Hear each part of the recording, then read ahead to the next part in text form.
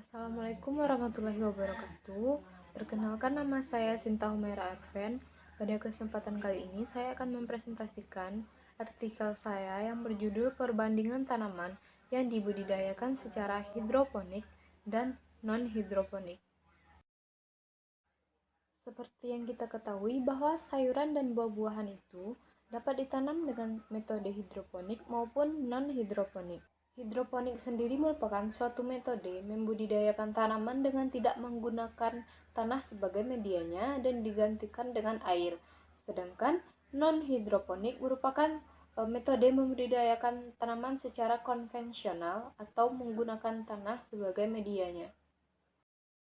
Pada masa pandemi sekarang, banyak masyarakat yang menggandrungi tanaman hidroponik. Keunggulan dari tanaman hidroponik ini sendiri, dia tidak bergantung pada musim, sayuran yang dihasilkan lebih higienis, serta daya tahannya itu yang dapat bertahan hingga 10 hari, dan tidak ada zat kimia yang digunakan untuk pupuk maupun pengendalian hama.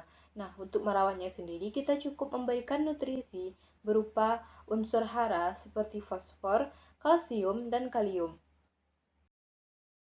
Namun, apakah kandungan yang terdapat pada tanaman hidroponik ini sama dengan tanaman non-hidroponik?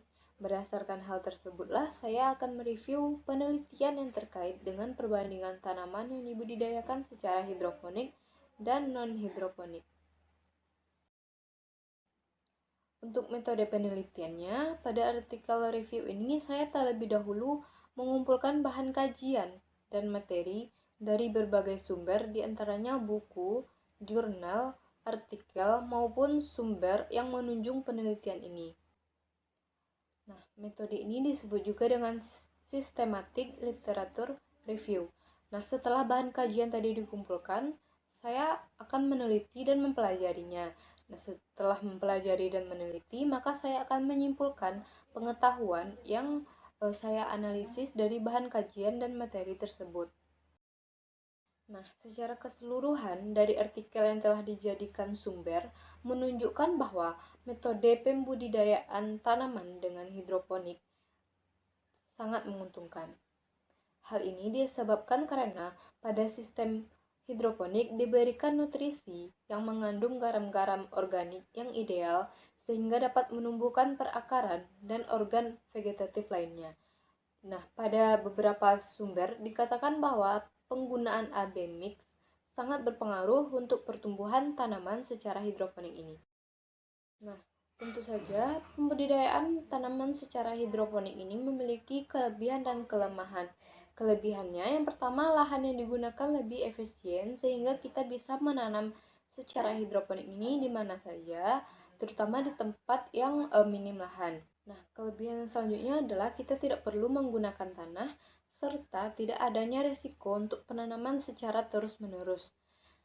Selain itu, kualitas yang dihasilkannya lebih tinggi serta lebih bersih karena tidak menggunakan bahan-bahan kimia dalam penanamannya, serta lebih efisien dalam menggunakan pupuk dan air, lebih cepat panen, dan yang terakhir, hama dan penyakit lebih mudah dikendalikan.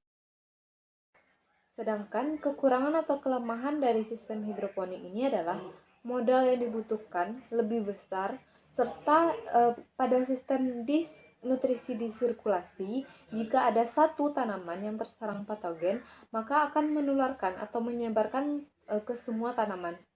Serta pada beberapa jenis tanaman, kandungan vitamin C dan klorofilnya lebih rendah dibandingkan dengan tanaman yang dibudidayakan dengan cara non-hidroponik.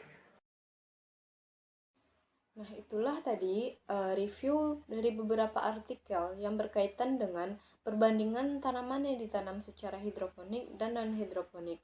Dapat disimpulkan bahwa budidaya tanaman dengan metode hidroponik ini lebih menguntungkan dan juga meningkatkan hasil panen dengan pemberian nutrisi yang tepat seperti AB mix tadi.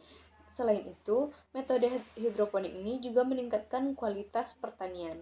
Saya akhiri dengan wabillahi taufik wal hidayah. Wassalamualaikum warahmatullahi wabarakatuh.